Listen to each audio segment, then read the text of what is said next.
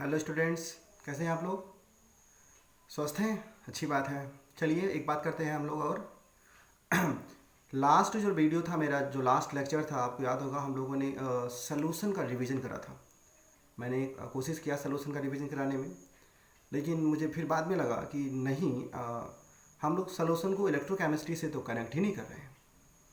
जब मैं इलेक्ट्रोकेमिस्ट्री की बात कर रहा था तो मैंने बात किया कि इलेक्ट्रोड्स को उसी के सलूशन में, उसी के एक्वस सलूशन में डीप करो, और सलूशन हम लोगों ने पीछे चैप्टर पढ़ा।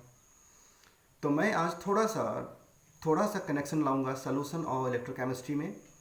हम थोड़ा सा पर्दे के पीछे की बातें करेंगे, इन चैप्टर के पर्दे के पीछे की बातें करेंगे। हमेशा सिलेबस की बातें तो करते ही रहते हैं, ये भी सिलेबस की बातें ही हैं। चैप्टर सलूशन में हम लोगों ने जब बात किया लिक्विड सलूशन की, तो मैंने कहा कि यहाँ पर दो तरह के सलूशन हो सकते हैं लिक्विड सलूशन। जब हम लोग सॉलिड को डिज़ोल्व करते हैं लिक्विड में, तो सॉलिड या तो एसोसिएट या डिसोसिएट होता हो या तो ना होता हो। मतलब कि the solution which contain ions, जिसे बोला गया इलेक्ट्रोलाइट्स। तो एक तो ऐसा सॉल्यूशन जो इलेक्ट्रोलाइट हो, एक तो ऐसा सॉल्यूशन जो नॉन इलेक्ट्रोलाइट हो। तो जो नॉन इलेक्ट्रोलाइट है, जिसमें आयंस नहीं है, जो राउल्स लॉ को फॉलो करता है, जो सिंपल कोलिगेटिव प्रॉपर्टी की तरह वर्क करता है। मतलब कि जब आयंस नहीं होंगे तो जितना पार्टिकल हम लोगों ने ऐड करा उतना ही पार्टिकल रहेगा, और ऐसे में कोलिगेटिव प्रॉपर्टीज डिस्टर्ब नहीं होगी। एक्सपेक्टेड वैल्यू और ऑब्जर्व्ड वैल्यू एक ही बनी रहती है, ठीक है। लेकिन जब हमने कहा कि नॉन इलेक्ट्रोलाइट सोल्यूशन, तो हमने बात किया कि कोलिगेटिव प्रॉपर्टी एक जैसी थी, मतलब कि कैलकुलेटेड और ऑब्जर्व्ड एक जैसी। लेकिन जब हमने बात किया इलेक्ट्रोलाइट सोल्यूशन, तो हमने कहा कि हमने जो पार्टिकल ऐड करा बाहर से, वो पार्टिकल सॉल्यूशन में जाके डिसोसिएट हो गया या सॉल्यूशन में जाके एसोसिएट हो गया। मतलब कि इलेक्ट्रोलाइट सॉल्यूशन जो है उसमें आयंस आ गए, और जो ही आयंस आए ऐसे सॉल्यूशन का नेचर ही हो जाता है कि वो अब इलेक्ट्रिसिटी कंडक्ट कर सकता है, इलेक्ट्रिसिटी कर सकता है ना। मतलब मैं ये कहना चाह रहा हूँ कि जब हम लोगों ने बात किया यूरिया का, हमने यूरिया को पानी में डाला। हमने यूरिया कितना पानी डाला? 1 मोल यूरिया पानी में डाला, ठीक है। 1 मोल यूरिया पानी में डाला, और पानी के अंदर भी पार्टिकल कितना है? 1 मोल है। इसे कहा गया नॉन इलेक्ट्रोलाइट सोल्यूशन। लेकिन जब हम लोगों ने 1 मोल कॉपर सल्फेट डाला, सुन रहे हैं, कॉपर सल्फेट, तो कॉपर सल्फेट क्या हो गया? डिसोसिएट हो गया। किसमें? कॉपर आयन अलग, सल्फेट आयन अलग। और ऐसे में वो सॉल्यूशन अब कॉपर सल्फेट के आयन से भरा हुआ है, उसमें कॉपर के और सल्फेट के आयन्स हैं। ऐसे सॉल्यूशन में अगर कॉपर का रॉड डीप करेंगे, ध्यान रखिए सॉल्यूशन किसका है? कॉपर सल्फेट का है। अगर ऐसे में कॉपर का रॉड डीप करेंगे तो वहाँ पे एक तरह का पोटेंशियल डिफरेंस आ जाएगा। पोटेंशियल डिफरेंस इसलिए आया क्योंकि जो रॉड है वो कॉपर का रॉड है, और जो सॉल्यूशन है उसमें कॉपर के आयन्स हैं। कॉपर का रॉड मतलब कि सॉलिड स्टेट में कॉपर के मेटल्स जिसने इलेक्ट्रॉन लॉस नहीं किया, न तो गेन किया। और सॉल्यूशन में क्या है? कॉपर के आयंस जिसने इलेक्ट्रॉन को लॉस कर दिया है। और वो इलेक्ट्रॉन किसने लिया है? सल्फेट ने। कॉपर +2 है, मतलब कि उसने 2 इलेक्ट्रॉन लॉस किया है। तो इसका मतलब कॉपर के आयन जो कि इलेक्ट्रॉन लॉस कर चुके हैं, और कॉपर के मेटल जो कि इलेक्ट्रोड जिसका बना हुआ है, दोनों में पोटेंशियल मतलब कि एक तरह का एनर्जी का डिफरेंस आ जाएगा। और वही एनर्जी का डिफरेंस बाद में करंट फ्लो के लिए रिस्पॉन्सिबल हो जाएगा। सेम ऐसे ही जब हमारे पास जिंक सल्फेट का सॉल्यूशन होता है, जिसमें जिंक और सल्फेट के आयंस हैं, और उसमें हम जिंक का इलेक्ट्रोड डीप करते हैं, तो वहाँ पर भी यही पोटेंशियल का डिफरेंस आता है।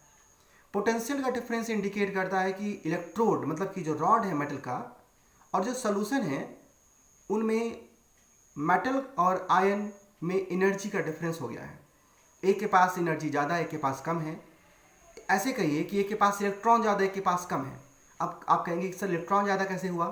तो मैं कहूँगा कि जो जिंक का रॉड है, जिंक के रॉड में जिंक मेटल है, मतलब जिंक के मेटल से बना हुआ जिंक रॉड, जिसमें जिंक के सारे इलेक्ट्रॉन हैं। जिंक एटॉमिक नंबर कितना होता है?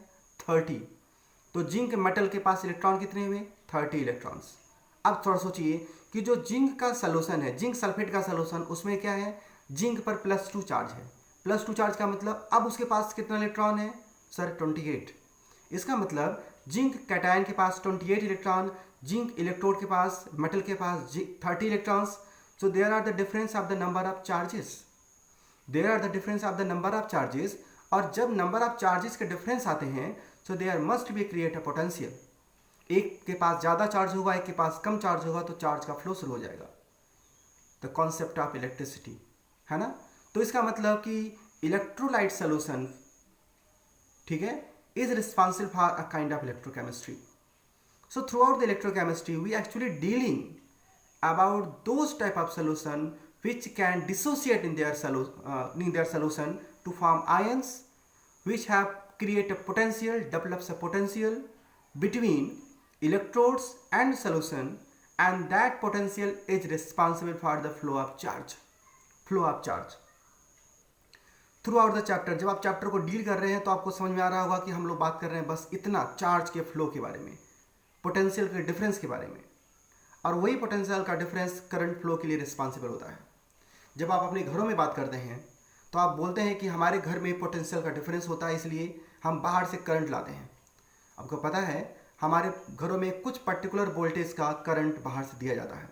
बाहर जो वायर चलती है वो 11,000 वोल्ट की होती है, और उस 11,000 वोल्ट के वायर से ट्रांसफार्मर का यूज करके हर एक घरों में, हाउस होल्ड में एक स्मॉल अमाउंट का वोल्टेज प्रोवाइड किया जाता है, जिससे हमारे घरों में लगे हुए पैरेलल सर्किट में करंट फ्लो होता रहे। आपको पता है पैरेलल सर्किट होता है, पैरेलल सर्किट में करंट फ्लो होता रहे, उसके लिए दोनों टर्मिनल पर, टर्मिनल मतलब जब आप कहते हैं पंखा चलाएंगे हम, तो जब पंखा चलाते हैं तो पंखा चलाने का मतलब कि स्विच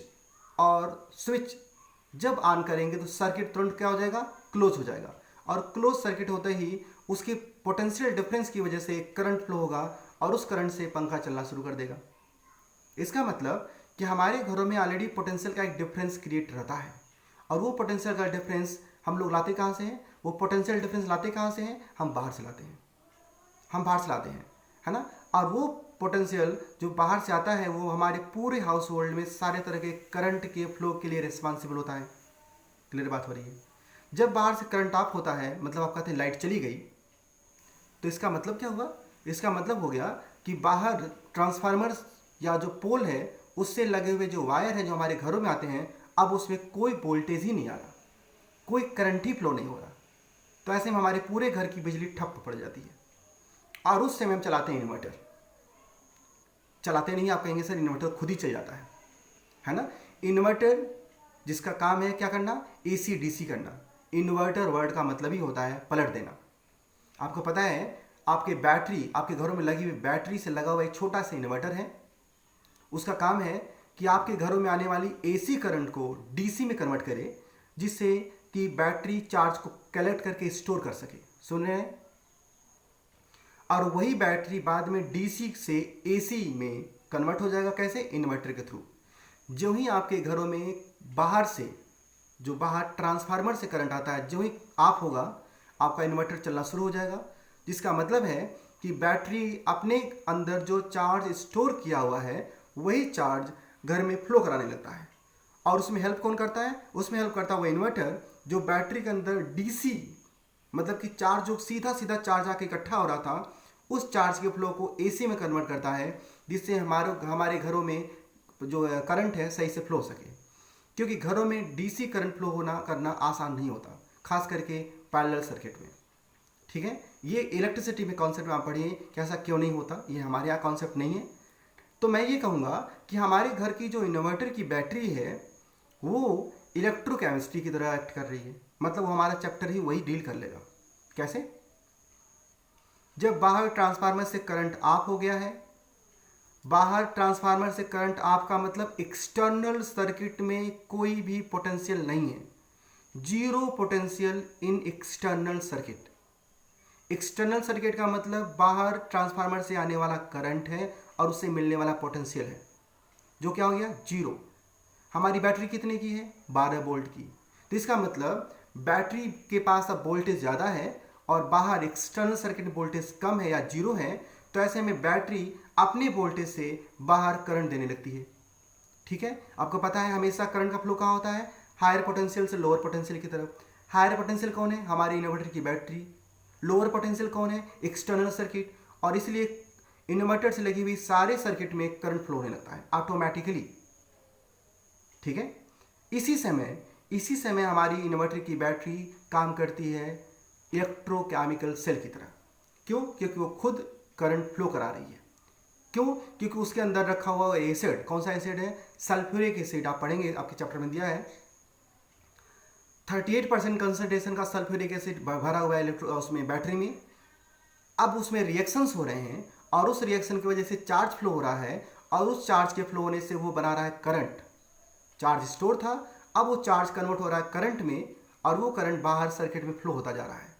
ऐसे में बैटरी, इन्वर्टर की बैटरी इलेक्ट्रोकेमिकल सेल की तरह काम करती है। ठीक है। लेकिन जो ही बाहर ट्रांसफार्मर से करंट आता है, जब आप बोलते हैं लाइट आ गई, ट्रांसफार्मर से जो ही करंट आता है तो ट्रांसफार्मर से करंट जो आता है उसकी वोल्टेज की वैल्यू ज़्यादा होती है। उसकी वोल्टेज की वैल्यू ज़्यादा होती है। आपको पता है 220 वोल्टेज से ज़्यादा वैल्यू है। तो उतनी ज़्यादा जो वोल्टेज की वैल्यू है और आपका जो बैटरी है वो 12 वोल्ट की बस है, तो एक्सटर्नल सर्किट में वोल्टेज की वैल्यू हो जाती है ज़्यादा और बैटरी का वोल्टेज होता है कम। इसलिए बाहर एक्सटर्नल सर्किट से करंट अंदर आने लगता है, मतलब हायर पोटेंशियल से लोअर पोटेंशियल की तरफ। और ऐसे में क्या होता है? बैटरी आपका चार्ज होना शुरू कर देता है। हमारी इन्वर्टर की बैटरी चार्ज होने लगती है। जितना चार्ज जो खर्च की रहती है उतना चार्ज जो भर लेती है, पहले स्टोर करती है। और इसमें हेल्प करता है आपका इन्वर्टर, क्योंकि बाहर से मिलता है एसी करंट जिसको कन्वर्ट करता है और डीसी में, और डीसी के कन्वर्जन में चार्ज स्टोरेज होना शुरू हो जाता है। ये प्रोसेस चलता रहता है। तो कितना आसान है ना कि आप आसानी से इलेक्ट्रोलिटिक सेल और इलेक्ट्रोकेमिकल सेल आपके घर में इन्वर्टर से पढ़ सकते हैं। आप देखिए आपके घर में सर्किट में फ्लो कैसे होता है, करंट का फ्लो कैसे होता है, करंट का फ्लो कैसे होता है। हम बस यही तो पढ़ रहे हैं, है ना। हम बस यही पढ़ रहे हैं कि आपकी इन्वर्टर की बैटरी में लगे हुए जो इलेक्ट्रोड्स हैं, 2 इलेक्ट्रोड, ठीक है, दोनों टर्मिनल पे इलेक्ट्रोड लगे होंगे जिससे वायर निकला होगा, इन्वर्टर में लगा होगा। 2 इलेक्ट्रोड जो सल्फ्यूरिक एसिड में डीप किए गए हैं। इन्वर्टर इलेक्ट्रोड किसके हैं? ग्रेफाइट के बने होते हैं। ध्यान रखिए, ग्रेफाइट का होता है कार्बन, ग्रेफाइट। और अंदर क्या है? इलेक्ट्रोलाइट क्या है? Sulphuric acid. ठीक है। उसमें 12 वोल्टेज के, मतलब कि 2-2 वोल्टेज के 6 अलग अलग लगे होते हैं सेल, जिससे मिलकर बनती है बैटरी। ठीक है। उस 12 वोल्टेज से हमारे यहाँ करंट मिलता रहता है। मैं आपको बस इस वीडियो में यही बताना चाह रहा था कि हमारा जो इलेक्ट्रोलाइट सॉल्यूशन होता है, जो कोलिगेटिव प्रॉपर्टीज को डिस्टर्ब करता है, वही बाद में रिस्पॉन्सिबल होता है इलेक्ट्रोकेमिकल सेल के लिए, इलेक्ट्रोकेमिस्ट्री के लिए। तो सॉल्यूशन चैप्टर को पहले क्लियरली पढ़िए, उसका मतलब समझिए कि क्वांटम फैक्टर और डिग्री ऑफ डिसोसिएशन कैसे निकालते हैं। फिर उसका यूज हम बाद में फिर से इसी चैप्टर में करेंगे इलेक्ट्रोकेमिस्ट्री में। इलेक्ट्रोकेमिस्ट्री में एक बार और आएगा degree of dissociation, dissociation constant एक बार और आएगा। तो इन कॉन्सेप्ट को पढ़िए, सीखिए। ठीक है। Thank you.